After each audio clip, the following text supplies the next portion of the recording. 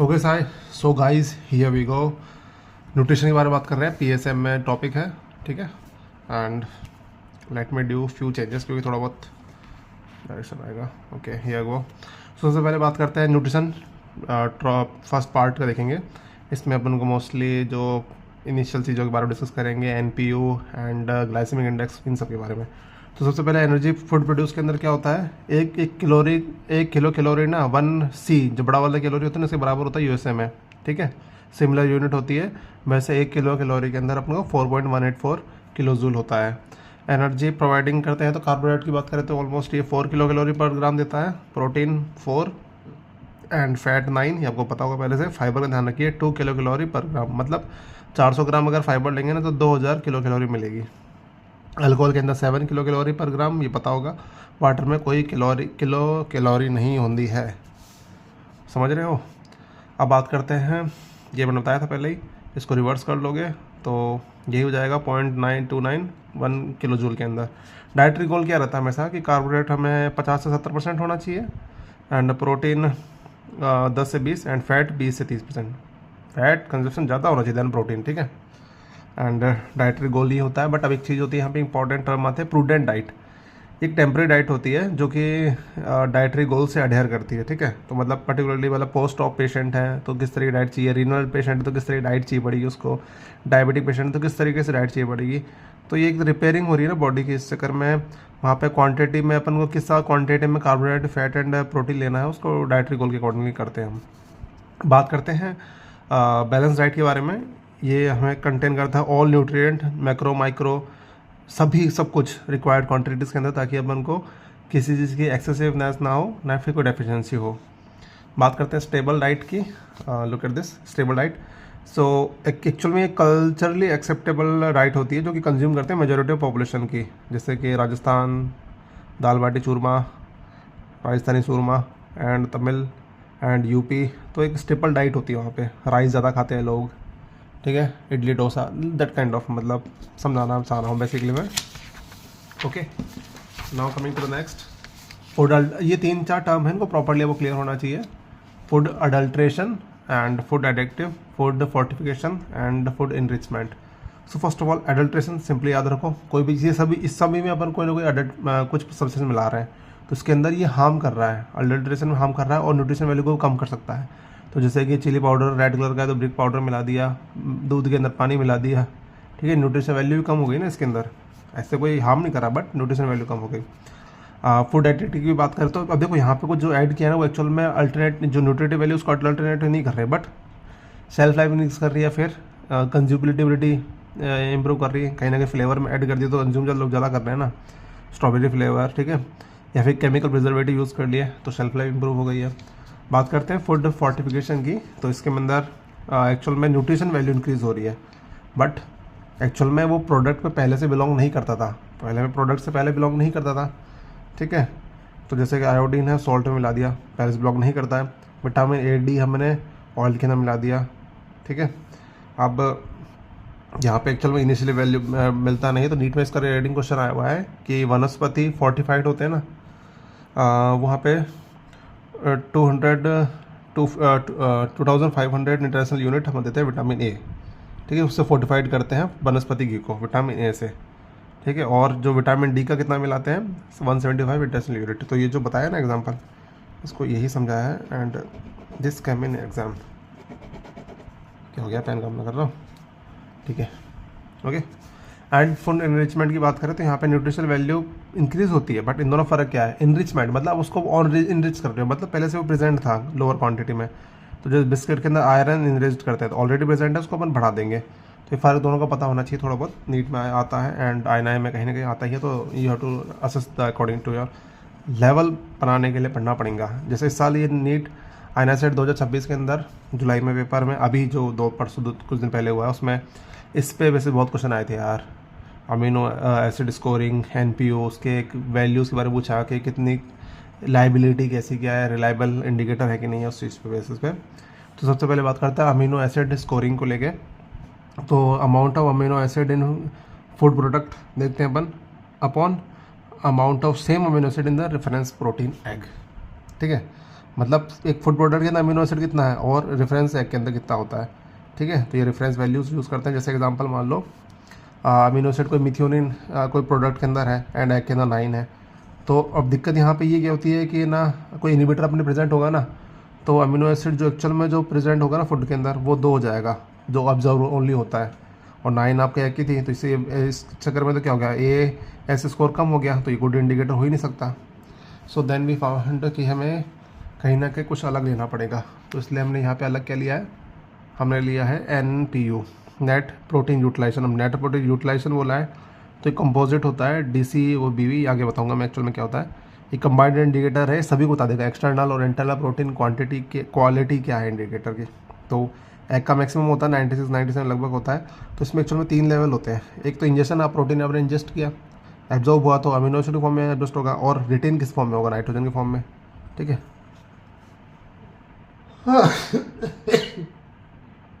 Sorry. सो यहाँ पे वही चीज़ है, मतलब प्रोटीन आपने इंजेस्ट किया एंड एक्सटर्नल इंटरनल कुछ भी हो, इंटेस्टाइन के अंदर आपको एब्जॉर्प्शन हो गया, कुछ बॉडी मास डेवलपमेंट में काम आ गया तो ये रिटेंड हुआ, एंड अदर बॉडी फंक्शन में काम आ गया जैसे सी लेवल्स वगैरह में, ठीक है। तो ABC लेवल है ना, तो इस तरह से A मतलब इस लेवल जहाँ कि हमने कुछ ना कुछ खाया है, सम प्रोटीन हमने इंटेक लिया। B level is for absorption and then C is level जहाँ पे बॉडी मास में डेवलपमेंट में आया, फिर अदर फंक्शन में काम आया, ठीक है। तो retention kind of thing we are discussing. तो एक्चुअल में ये DC और BC क्या है, अब डाइजेस्टिबिलिटी कॉन्फिशेंट है, मतलब प्रोटीन आपने जितना इंजेस्ट किया उसमें एब्जॉर्ब कितना हुआ, तो अमाउंट अमीनो एसिड एब्जॉर्ब से देख लेंगे। बायोलॉजिकल वैल्यू की बात करें तो ऑब्वियस बात है, बायोलॉजिकल वैल्यूज़ की बात करें तो N2 की राइट बात होगी, तो अमीनो एसिड आपने कितना एब्जॉर्ब किया देन N2 रिलीज हुआ। तो दोनों को इनटू करोगे तो लगभग ये क्या बताएगा आपको कि ये एक्सटर्नल इंडिकेटर हो गया, क्योंकि आपने ये बाहर से इसको इंजेस्ट किया है, ठीक है, बाहर से आपने इंजेस्ट किया है, उसी चीज़ को इंडिकेट कर रहा है ये चीज़, ठीक है। तो ये आपको पता होना चाहिए। तो ये डाइजेस्टिबिलिटी कोफिशिएंट होना चाहिए। बट बायोलॉजिकल मतलब बॉडी क्या काम कर रही है, बॉडी के अंदर अमीनो एसिड ऑब्जर्व और नाइट्रोजन रिटेन किया गया है, तो इंटरनल इंडिकेटर हो गया ना। मतलब मिथ्योनिन कहाँ से आया, सिंपली पनीर से आया है, पनीर, केला, फूड, राइस कहीं से आया, वी डोंट केयर, हमें मतलब है मिथ्योनिन से, जो इंटरनल इंडिकेटर है, इसलिए इसकी इंपॉर्टेंस ज़्यादा हो जाती है ना। तो बायोलॉजिकल वैल्यू मिल अपन को लेता है सिंपली। तो यहाँ पे एक्चुअल में क्या, जो N2 रिटेंड हुआ बॉडी के अंदर फॉर बॉडी मास फंक्शन के लिए अपॉन टोटल प्रोटीन कितना इंजेस्ट किया था, ठीक है। ये ज़्यादातर फ्रिक्वेंटली यूज होता है इंडिकेटर।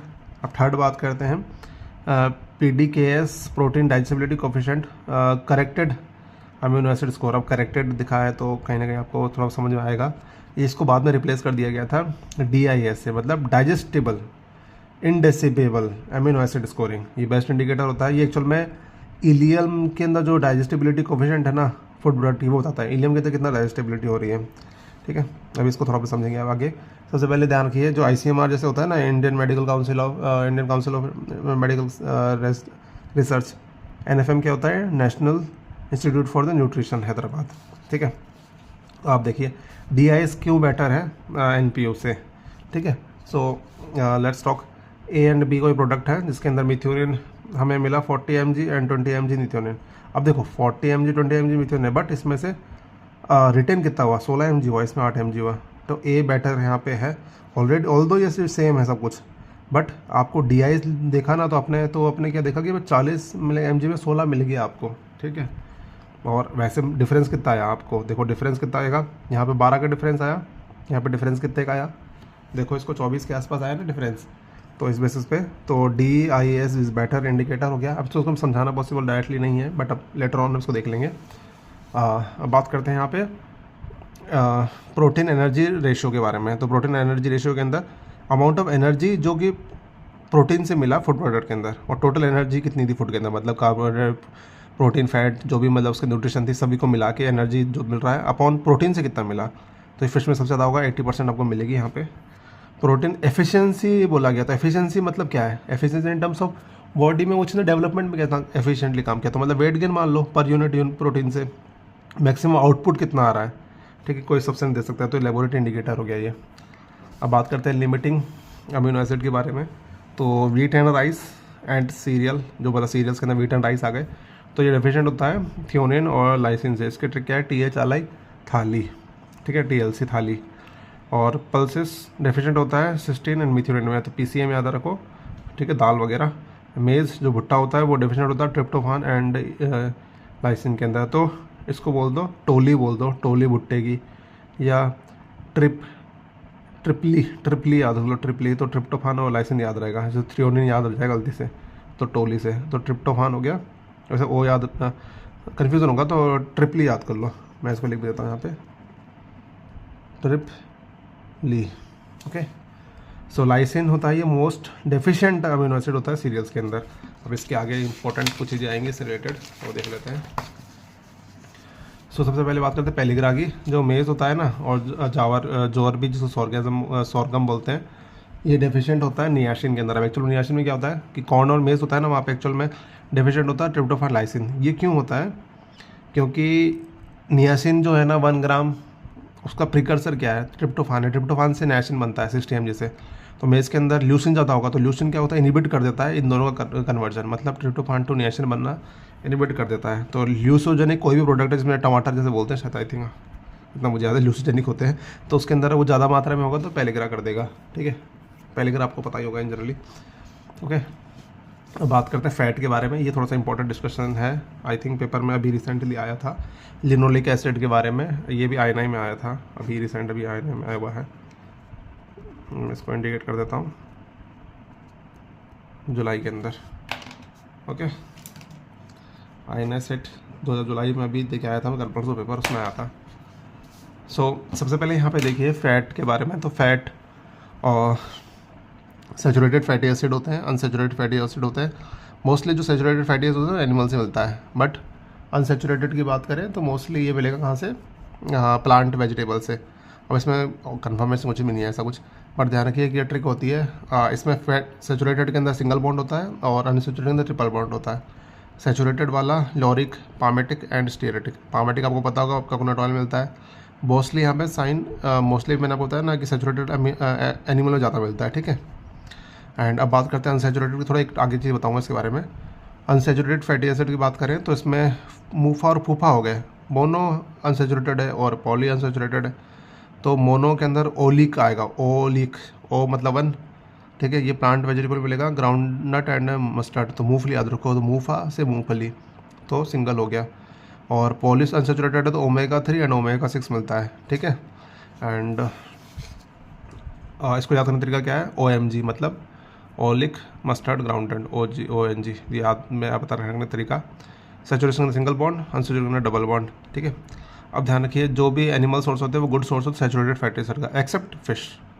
क्योंकि फिश कहाँ मिलेगा? W3 के अंदर, ओमेगा-3 के अंदर, यहाँ पे जो बताया गया आगे बताऊँगा। एंड उसको उल्टा क्या हो जाए, कोकोनट ऑयल के अंदर सैचुरेटेड मिलेगा। ठीक है, मतलब फिश के अंदर ओमेगा-3 मिल रहा है, मतलब अनसैचुरेटेड मिल रहा है। जनरली एनिमल के अंदर सैचुरेटेड होना चाहिए था। अब बात करते हैं यहाँ पे ओमेगा-3 और ओमेगा-6 बारे में। तो सिंपल ट्रिक क्या है? छोटे नंबर बड़े नाम। ठीक है, वो बोलते हैं ना कि छोटे नाम बड़े दर्शन, छोटे खोटे क्या बोलते हैं इसको, छोटे काम बड़े दर्शन, ऐसा कुछ बोलते हैं ना। एंड ओमेगा-6 के अंदर बिग नंबर स्मॉल नेम। तो उसमें क्या होगा कि ओमेगा-3 है तो ये अल्फ़ा हो गया, इसके अंदर लिनोलिक एसिड हो गया। इसको अकेला 6 वाले को अपन लिनोइक एसिड बोलेंगे। ठीक है, निक और ये लिक का फ़र्क है। ठीक है, तो यहाँ पे इसका ई फ्लैक्सिड के अंदर सोर्स होता है, इसका सनफ्लावर सोर्स होता है। इस सनफ्लावर से रिलेटेड क्वेश्चन आया नीट में भी। ठीक है, इसमें long chain fatty acid derivative होता है, इसको बोलता है इकोसपेंटेनोइक एसिड। ठीक है, इप्सा, तो बड़ा नाम आ गया ना, अगेन बड़ा नाम। एंड आर्किडोनिक एसिड है, big number but small name. ठीक है, इसका सोर्स क्या होता है? ओमेगा-3 का फिश। ठीक है, तो अल्फ़ा फा फिश ऐसे याद रखो। ठीक है, तो सोर्स मिल गया, ये मिल्क और एग से मिलता है। तो यही बारे में बताया गया था कि फिश के अंदर ओमेगा-3 मिलता है, अदरवाइज सैचुरेटेड फैटी एसिड्स और mostly belong from the animal, they are the good source of the saturated. ठीक है, RDA के हिसाब से 20% की बात करें तो 20% जो आपको बताया गया था ना, उसमें 10% से कम तो सैचुरेटेड फैटी एसिड होते हैं और 90% बाकी अनसैचुरेटेड होता है। तो that means unsaturated somewhere good for us ना। फूफा के अंदर 1/3, पूफा के अंदर 2/3। फूफा के आपने 2 देख लिए, 1/3 1/3 इक्वल रेशियोज में 1:1 हो गया। ठीक है, ओके, मतलब पूफा अपन ने ज़्यादा लिया देन मूफा। अभी बात कर लेते हैं पार्शियल हाइड्रोजन वेजिटेबल ऑयल के बारे में। ठीक है, तो PHVO फीट कि मतलब स्टोरेज वगैरह बढ़ाने के लिए, ट्रांसपोर्ट वगैरह के लिए, सेल्फ लाइफ इंप्रूव करने के लिए काम आता है। तो वनस्पति घी एंड डालडा घी। अब देखो पार्शियल यहाँ पे हाइड्रोजनेशन करेंगे तो इससे सॉलिडिफिकेशन हो जाएगा ऑयल का फैट के अंदर, ठीक है। तो इजीली स्टोरेज हो जाएगा ना, ऑयल फैट के अंदर हो जाएगा। तो और हैंडलिंग, ट्रांसपोर्ट, सेल्फ लाइफ भी इंक्रीज हो जाएगी। तो जैसे अपन क्या करते हैं, वो रहता है ना एग्जाम्पल वहाँ पे कि किस तरह से वनस्पति घी के अंदर अपन विटामिन ए और डी मिलाते हैं, वो अपने पढ़ा था ना अभी जस्ट शुरू में, ठीक है। तो यहाँ पे 250 100 ml में देते हैं और विटामिन डी के अंदर 175 इंटरनेशनल यूनिट। पाइनोडर्मा एक्चुअल में टोड स्किन बोलते हैं, क्योंकि टोड स्किन जैसे अपन को वहाँ पे गोल गोल मोटे मोटे बड़े बड़े बन जाते हैं स्किन पे, ये एसेंशियल फैटी एसिड की कमी के कारण होता है। तो अपन को बचने का तरीका ये है, सनफ्लावर ऑयल और विटामिन बी कॉम्प्लेक्स दे दो। इसकी इमेज देखना पाइनोडर्मा के बारे में।